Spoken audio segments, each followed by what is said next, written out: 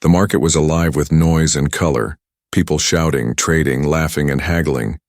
But in the middle of the crowd stood one figure who did not belong, the alien widow, her clothes old and torn, her face pale, her eyes empty, like a dark. Well, she held a cracked basket close to her chest as if it still carried her old life. Humans passed her quickly. Some looked away. Some whispered to each other. Children pointed, but their mothers pulled them close. No one wanted to go near her. She smelled of dust and sadness, the kind of sadness that spread like a shadow. Her husband was gone. Everyone knew it. He had died in the war. His name erased from records. His home destroyed. His family scattered. She had nothing left. Not even food for her stomach. Only the necklace hanging from her thin neck. A simple chain with a broken charm. The last gift of her husband. She stood at the edge of the stalls, watching bread loaves, fruits, roasted meat, and fresh water being sold to others. The smell was heavy in the air. Her mouth was dry, her hands shaking. But when she tried to step closer, a trader shouted, "Back off, we don't sell to her kind." His words cut deep, but she did not answer. She only lowered her head and stepped back. Everywhere she went, doors were shut, faces turned. People said she was cursed, that the death of her husband had made her unlucky, that if you helped her, your own family would suffer. So she lived on the edges of the market, waiting, hoping, starving. But on this day, one pair of eyes did not look away. A human janitor, his clothes simple, his hands dirty with dust from cleaning the stalls. He watched her from across the street.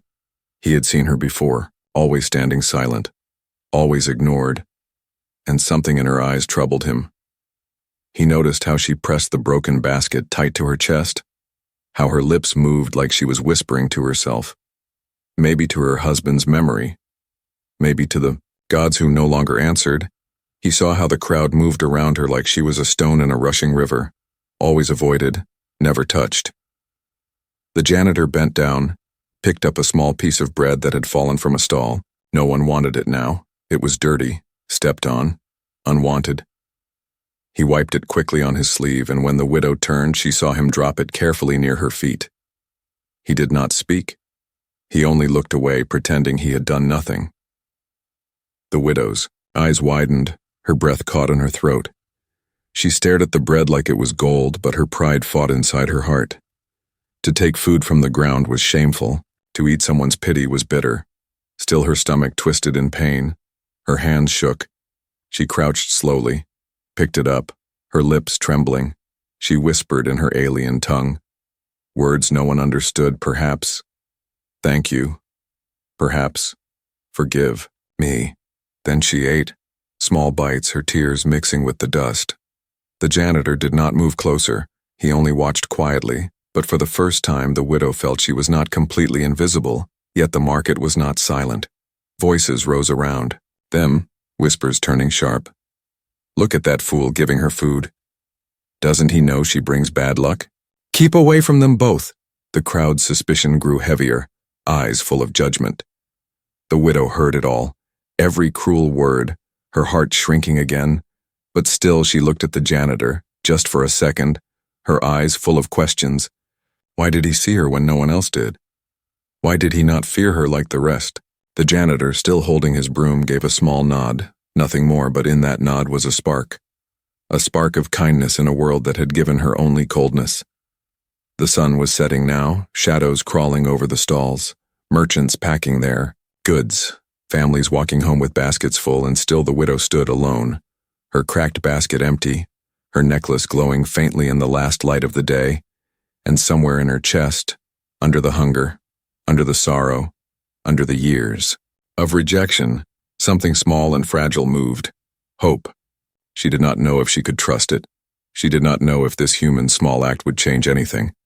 But she felt the world shift, only a little, like the first drop of rain before a storm. As the crowd thinned and the market grew quiet, her eyes stayed on the janitor, his back bent as he swept the dust from the empty street, his figure plain, unnoticed by others just like her. Two forgotten souls in a busy world, their fates about to cross in ways no one could predict. And while the night wind carried the last smells of bread and spice, the widow whispered softly, To herself, maybe tomorrow will be different. But even she did not believe it fully. Not yet. Still, the story had already begun. The morning sun rose over the market again, its light falling on broken stones and tired faces, and among them stood the alien widow once more, her cracked basket still empty, her body weak from another night without food. She had slept in a corner near the cold wall, curling herself small, whispering to the memory of her husband. But her stomach gave no rest. It cried louder than her thoughts.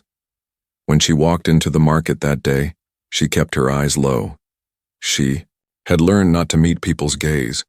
To look at them was to invite their cruelty. Her hands shook as she held out the basket, trying to beg. But the moment she raised her arm, a trader slapped it away. "Go beg somewhere else," he shouted. "You bring no coin, no luck, no life." His words stung more than his hand. The basket slipped, rolling on the dirt, and the little charm around her neck clinked softly. She bent down to pick it up, pressing it close to her chest, whispering her husband's name. Her thoughts drifted back, as they always did, to the night she had lost him. He had been strong once, a fighter in the war. But the war did not care. Who was strong? It swallowed them all. She remembered his last smile, the blood on his hands, the promise that he would return. He never did. And now she was here, alone, carrying his shadow, carrying nothing. The people thought she was cursed. They thought death followed her. They thought helping her would bring the same pain to their own homes. So when she reached out for scraps of fruit, mothers pulled their children away. Fathers muttered warnings. Stall owners turned their backs. She walked with empty hands, her basket light, her heart heavy. But then from the corner of the square, the human janitor appeared again. His broom was in his hand, his face dusty with work. He had seen her struggle the day before. He had watched her pride fight her hunger. And something in him could not look away. This time he did not drop food secretly. He stepped closer, his footsteps slow, careful, like one approaching a wounded bird. The widow froze. Her eyes widened, her body tense, expecting another harsh word, another push. But instead, the human spoke softly. "Are you hungry?" he asked. The words were simple, but they cut through the noise of the market like thunder.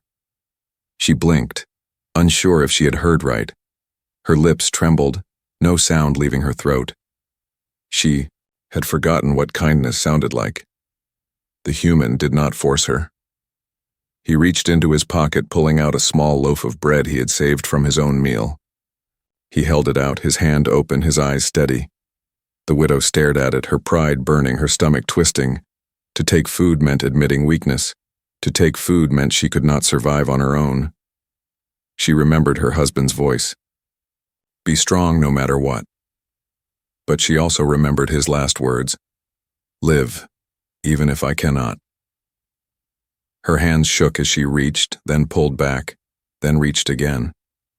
The crowd around them had noticed. Voices rose like snakes hissing. Foolish man.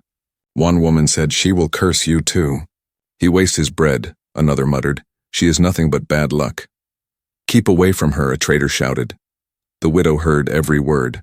Her heart screamed at her to turn, to run, to leave the bread untouched. But her body was too weak, her hunger too deep. At last she stretched out her trembling fingers and took it as gently as if it were glass. Her eyes filled with tears as she held the loaf. She whispered something in her alien tongue, soft and broken, a word that could only mean thanks. She bit into it, small pieces, afraid it would disappear if she ate too quickly. The taste was rough, plain, but to her, it was sweeter than any fruit she had ever known. The janitor did not speak again. He simply stood, watching, guarding her from the angry stares. His silence was louder than the crowd's judgment. For the first time in months, the widow felt seen. She felt like her husband's memory had not been buried in the dust. Someone, even a stranger, cared enough to notice she still existed. But the whispers did not stop. Suspicion grew heavier, pressing on both of them. A boy threw a pebble at her feet, laughing, and his mother pulled him back quickly, whispering, "Do not touch her, do not look at her." The widow lowered her head again, shame flooding her chest. She wanted to disappear, to vanish into the air. Yet when she glanced at the human, he was still standing, still holding his broom, still calm. His eyes did not hold fear, only quiet strength. And for a moment, she felt something she had forgotten long ago: safety. When the bread was gone, she pressed her hand to her necklace, whispering once more. She did not know if her husband could hear, but she hoped he could see that she was still alive. As the market slowly emptied, and the human returned to sweeping dust, the widow stayed where she was, holding her cracked basket, her heart torn, between fear and hope. She still had nothing. She still carried empty hands. But somewhere deep inside a spark had been lit, and sparks, even small ones, could one day become a fire. The market was loud again the next morning, carts rolling, traders shouting, coins clinking in greedy hands. But for the alien widow, it all sounded distant, like she was standing behind a glass wall. Her cracked basket still hung from her arms, her necklace pressed against her chest, her stomach growling louder than the voices around her. She had eaten the small bread yesterday, given by the human janitor, and it had kept her alive through the night. But one loaf could not erase weeks of hunger, nor the loneliness that burned deeper than her stomach. She walked slowly, her steps heavy, her head low, afraid of more cruel words, afraid of the eyes that hated her. As she reached the stalls, a child dropped an apple. It rolled near her feet. She bent down, her hands shaking, but before she could touch it, the child's mother yanked the boy away and snatched the apple back. "Don't let her touch it," the woman hissed, glaring at the widow as if she carried disease. The widow whispered nothing, her lips were dry. She picked up her basket and stepped away. The same whispers followed her everywhere. Cursed, unlucky, shadow of death. She wanted to scream at them, to say she was not a curse, only a broken woman. But her voice had grown weak from silence. Then, she saw him again, the janitor. His broom rested against the wall, his face hidden by the shadow of a hat. He was watching her, not with fear, not with hatred, but with quiet curiosity.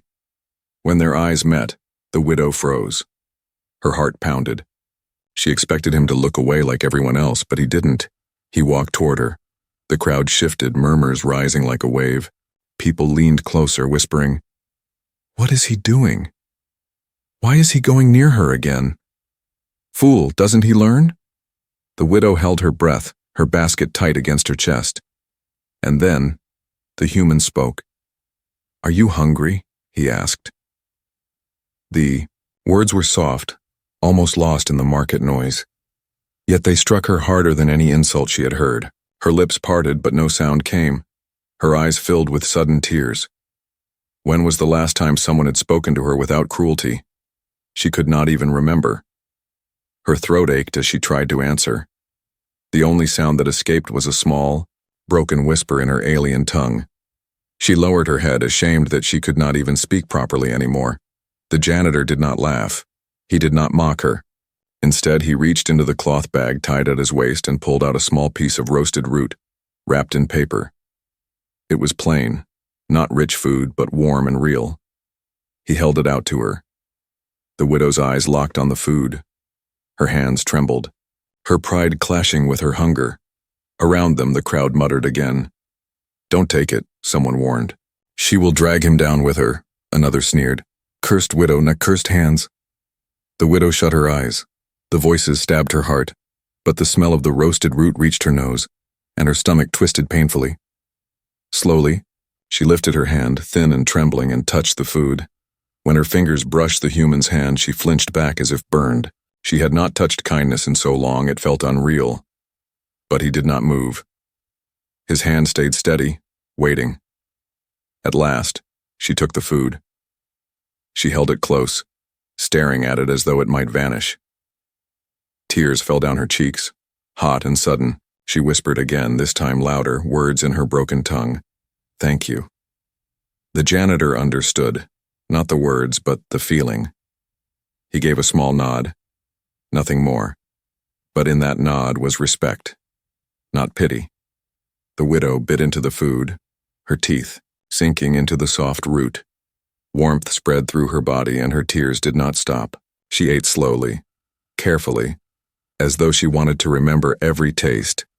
The crowd around them hissed like snakes, but the human ignored them. He stood with his broom, watching, guarding her without words. For the first time in so long, the widow felt like a living being, not a ghost, not a curse. Someone had spoken to her like she mattered. Someone had asked if she was hungry. Someone had cared. When the food was gone, she held the paper tight in her hand, as if it too was precious. She looked at the human, her lips trembling, her voice, barely a whisper but this time in his tongue. Why? The question was small, fragile, yet it carried the weight of her whole broken life. The janitor looked at her for a long moment. His answer was simple, because no one else will. The widow's heart ached, her chest heavy with something she had not felt in years. Hope mixed with fear. She lowered her head again, whispering her husband's name. But this time she added, something new. A prayer not for death but for tomorrow. And in the middle of the noisy market, surrounded by cruel eyes and harsh voices, the widow held on to the first kind word she had heard in forever. It was small. It was simple, but it was enough to keep her standing. The night was colder than usual, winds carrying dust through the streets like tiny knives. The alien widow sat curled in the corner of an abandoned wall, her cracked basket pressed against her knees, her necklace hidden beneath her chin. The bread and roasted root from the human janitor had kept her alive, but her body still trembled with weakness. She whispered softly to herself, her alien tongue carrying words no one else could understand. It was her husband's name, repeated, again and again, as if his memory could keep her warm. But even memories could not stop the cold that cut through her bones. From a distance, the janitor finished his long work, sweeping the last bits of dirt from the market road. His eyes fell on her again. He had seen her every day now, always standing, always ignored, always breaking a little more. And tonight, with the cold winds rising, he knew she would not last. He walked closer, his broom on his shoulder, his bag hanging from one arm. She lifted her head when she heard his steps. For a moment she thought another traitor had come to drive her away. Her hands clutched her basket tighter, her body shrinking into the wall. But the janitor's voice came soft. "You can't stay here tonight," he said. Her eyes widened. She did not understand at first. Stay? Where else could she go? She had no home, no door that would open, no bed that would welcome her. She shook her head slowly, whispering in broken words, "No, no safe." The janitor crouched down, his face level with hers. "Come," he said simply. He pointed toward the narrow street that led away from the market. His voice carried no demand, only quiet care. The widow's heart raced. Fear rose inside her chest. She remembered stories, humans who tricked, who hurt, who used. She had already lost everything. Could she risk more? She shook her head again, tears burning her eyes. But then another wind blew, sharp and cruel. She pulled her thin clothes tighter, but the cold bit deeper. She coughed, her body weak. The janitor noticed and set his broom down. From his bag, he pulled out a blanket, old and patched but warm. He draped it gently over her shoulders. The touch was soft, almost careful, as if he feared she might break. She froze, staring at him in shock. No one had touched her with kindness since her husband died. The janitor stood again. "One night," he said, his tone firm but kind. "You'll freeze here." The widow's pride screamed inside her. Don't trust, don't accept, don't hope. But her body shook too much. Her stomach ached too much, her soul longed too much. Slowly, with trembling steps, she rose. Her cracked basket hung from her arm, her necklace hidden under the blanket. She followed him. The streets were dark, only lanterns flickering. People passing by stared, muttering. Some spat on the ground when they saw her walking behind him. She lowered her head, shame covering her like another cloak. But the janitor did not look back. He walked steady, leading her through the narrow lanes until they reached a small door. He pushed it open. Inside was no palace, no grand home. It was simple, a single room with a rough wooden table, a mat on the floor, a shelf with a few tools, and a small fire glowing weakly. The air smelled of wood and bread, not rich, but warm. The widow stood frozen at the door, her eyes wide. She had not been inside a warm room since the day her husband died. The janitor stepped aside, motioning for her to enter. "Safe here," he said. Her legs shook as she stepped in. The firelight touched her face, and for the first time in months she felt heat on her skin. She pressed her cracked basket to her chest and sank onto the mat, too weak to stand longer. The janitor placed a small bowl of soup on the table, steam rising. It was plain, only broth with a few pieces of root, but to her, it smelled like heaven. She stared at it, unsure if it was truly meant for her. He nodded. "Eat." Her hands trembled as she lifted the bowl. The warmth spread through her fingers, through her chest, through her heart. She drank slowly, tears running down her cheeks. Each sip was not just food. It was life. It was mercy. It was hope. The janitor said nothing. He sat nearby, repairing, a broken broom giving her space. His silence was not empty. It was gentle, respectful. When she finished, she placed the bowl down carefully, as if it was the most precious thing she owned. She whispered again in her broken tongue, words of thanks, words of prayer. That night, as she lay on the mat with the patched blanket over her, her body shook with silent sobs, not of hunger this time, but of relief.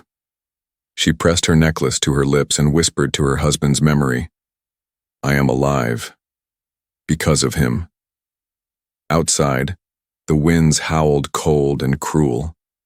But inside the small house, for the first time, in a long time, the widow felt warmth, and in the quiet something new was born, a fragile bond, a shelter of kindness in a world that had given her nothing but pain. Morning light touched the market once again. Stalls opened, traders shouted, coins clinked, but today the whispers began before the crowd even gathered. People had seen her. People had seen the alien widow enter the janitor's house last night. The voices carried quickly. He gave her shelter. He let her inside. Doesn't he know what she is? The word spread like smoke, filling every corner of the market. When the janitor arrived with his broom ready for another day's work, he felt the heavy eyes on him. Neighbors pulled their children closer. Traders shook their heads. Women pointed. Men whispered warnings. She will curse him too. He has lost his mind. Why protect someone who brings nothing but trouble? But he said nothing.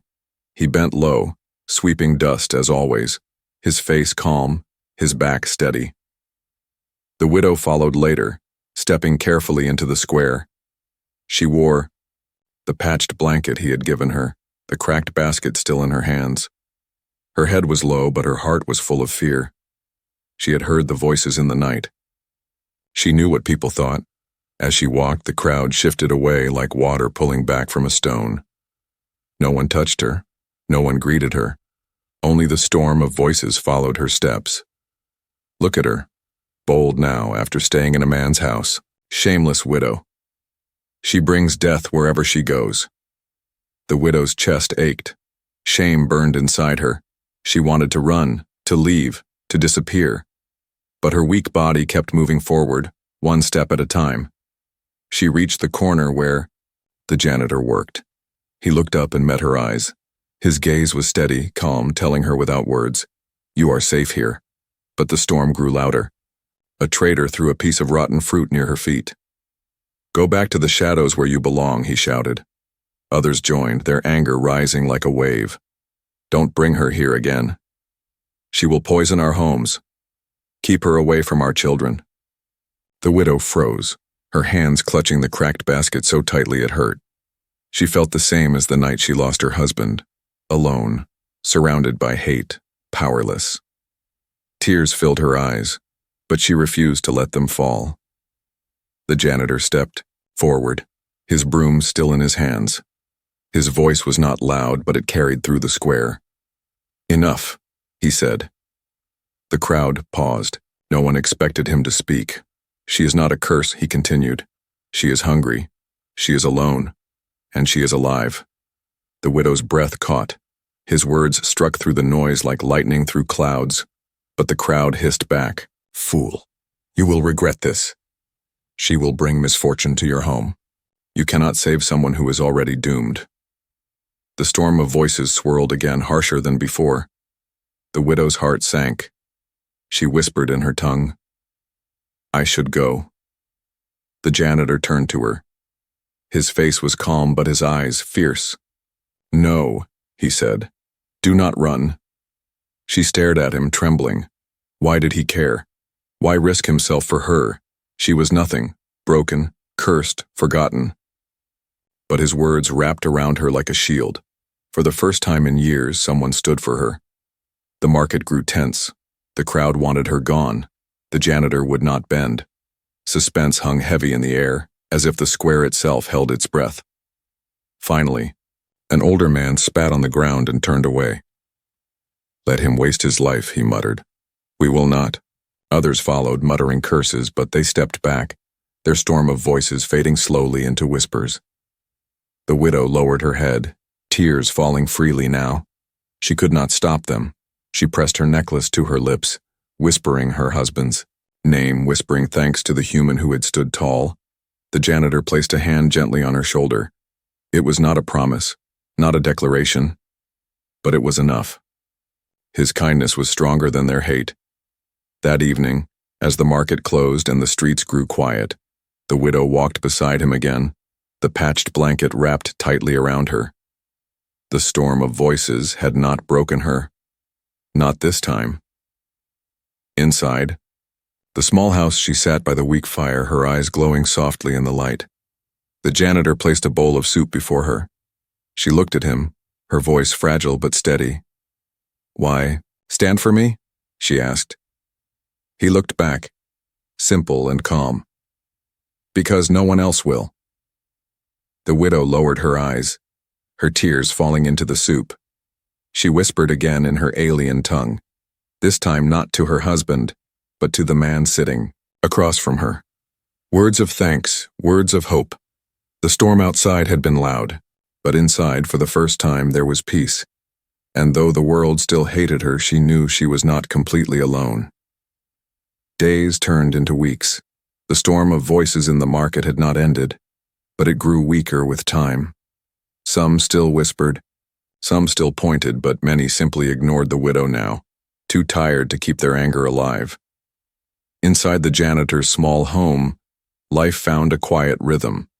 The widow, once trembling and silent, began to move through the room like a shadow that slowly learned how to live again. She swept the floor with careful hands, washed the bowls after meals, and even stitched small tears in his clothes with thread she found in the market's dust. The janitor never asked her to do these things, but she did them anyway, not from duty, but because she wanted to give back, even if only a little. At night, when the winds howled outside, she sat by the fire, her necklace glowing softly in the light. The janitor would sit across from her, repairing his tools or mending his broom. At first, silence filled the room, but silence slowly changed. It became softer, warmer, like a blanket instead of a wall. One night, the widow spoke first. Her voice was fragile, broken, but steady. "He was strong," she whispered, touching her necklace. "My husband. He fought in the war." The janitor looked up from his broom, his eyes calm. He said nothing, letting her words flow. "He promised me," she continued, her voice trembling. "He said, 'I will come back. I will keep you safe.' But he did not. He never came back." Tears slipped down her cheeks. She tried to hide them with her hands, but the janitor reached across the fire and placed his rough hand gently on hers. She flinched at first, unused to such kindness. But she did not pull away. For the first time in years, she told her story. She spoke of the night the soldiers came, the burning of her home, The last time she saw her husband alive. She spoke of walking through ruined villages, of begging in markets, of hearing the same cruel words again and again. Cursed widow. Unlucky shadow. The janitor listened quietly, not interrupting, not judging. His silence was not empty. It was full of respect. When she finished, her body shaking, he only said, "You are still here. That means you are strong too." The words pierced her heart. No one had ever called her strong since her husband's death. She lowered her eyes, whispering softly, "I am not strong. I am only alive." The janitor shook his head. "To keep living when the world tries to break you, that is strength." Her chest tightened. For years she had carried only shame, but now, for the first time, someone saw her not as a curse, but as a survivor. The days that followed were different. The widow smiled sometimes, small and rare, but real. When she laughed softly one evening, the sound surprised even her. It was fragile, like glass, but the janitor looked at her and smiled back. She began to hum old songs in her alien tongue while she cleaned. The songs were slow and haunting, but they filled the house with something new. Life.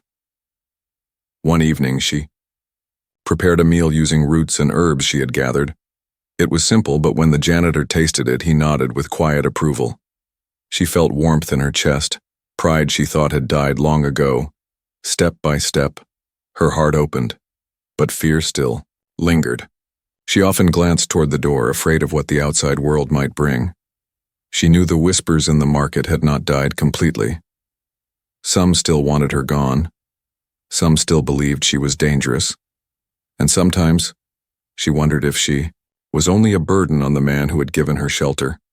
One night, as they sat by the fire, she asked softly, Why do you keep me?"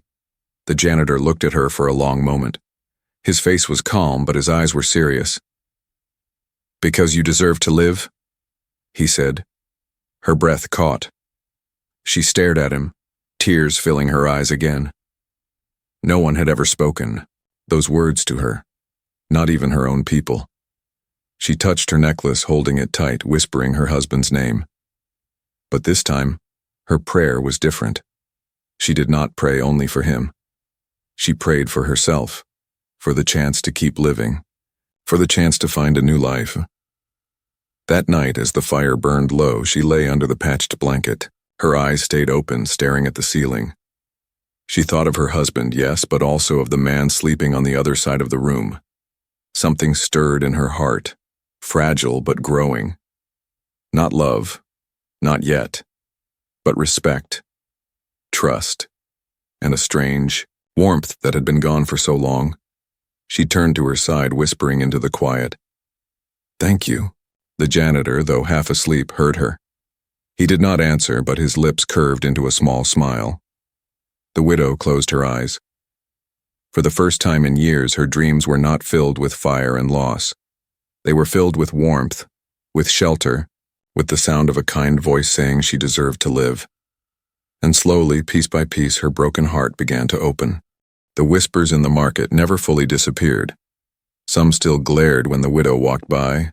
Others muttered cruel things under their breath. But she no longer kept her head completely down. Step by step, she walked beside the janitor, her cracked basket held firmly, her blanket wrapped around her shoulders. Each day she grew stronger. Her hands, once trembling, now worked with steadiness. She helped the janitor sweep the market after the crowds were gone.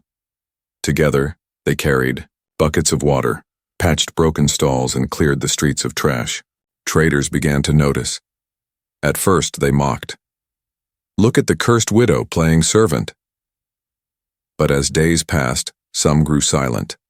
They could see her effort, see her quiet strength, see that she was not bringing ruin, only help. One evening, as the sun dipped low and painted the square in orange light, a group of angry voices rose again. A man shouted, "She doesn't belong here. She will never belong."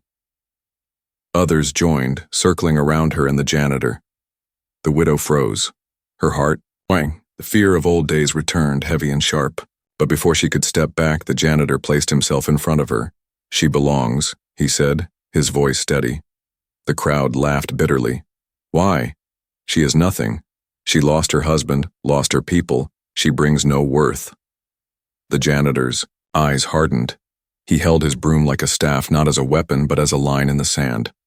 She brings more worth than your hate. She works. She helps. She lives. That is enough. The widow's chest tightened. Tears filled her eyes as she heard his words. No one had ever defended her like this. Not even her own kin before the war. The crowd hissed, but their fire weakened. They saw the janitor's eyes, calm yet fierce, and they stepped back one by one. Some spat on the ground, others muttered curses, but none dared push further. When the square grew quiet again, the widow whispered, her voice breaking, Why do you stand for me every time?" The janitor turned to her, his face simple, his voice firm. "Because you are not alone anymore." The words broke the dam inside her heart. She clutched her necklace, her body shaking with sobs, but for the first time, these were not sobs of despair. They were tears of release, of being seen, of being held in the light after years of shadow. That night, back in the small home, she sat by the fire with him. The flames danced, warm and gentle, and she looked at him through tear-filled eyes. "I thought my life ended when he died," she whispered. "I thought there was nothing left for me. But you gave me more." The janitor shook his head softly. "I gave you little. You gave yourself the strength to keep going." Her lips trembled into the smallest smile. It was not the smile of someone cursed. It was the smile of someone alive. As days turned into weeks, the market slowly changed. Not everyone accepted her, but some began to greet her. A woman once threw scraps at her feet, but now handed her old cloth to mend. A trader, once full of hate, gave her leftover roots. Small things, but real. The widow no longer hid behind the janitor. She walked beside him, sometimes even ahead, her cracked basket not empty anymore. At night, she still whispered her husband's name, still touched the necklace, but she added new words too. Words of thanks for the human who had stood by her. Words of prayer for tomorrow. One evening, as they sat together, the janitor spoke softly. "The world will not stop whispering, but we can choose not to listen." She looked at him, her eyes glowing in the firelight. "With you, I can choose." Her heart opened fully then, not just to survival but to life, not just to sorrow, but to hope. From that day forward, the alien widow was no longer a shadow at the edge of the market. She was part of the square, part of the work, part of the world, and always beside her the human janitor stood, not as a savior above her, but as a companion beside her. Their life was not grand, their home was small, their meals were simple, but it was enough, more than enough. And in the eyes of the widow, who had once been ignored by all, there was now a light. A new life had begun, not alone, not cursed, but with kindness, with courage, with a bond stronger than fear, because one human had stopped, had noticed, had cared, and that was all it took, to turn despair into hope and loneliness into a new life together.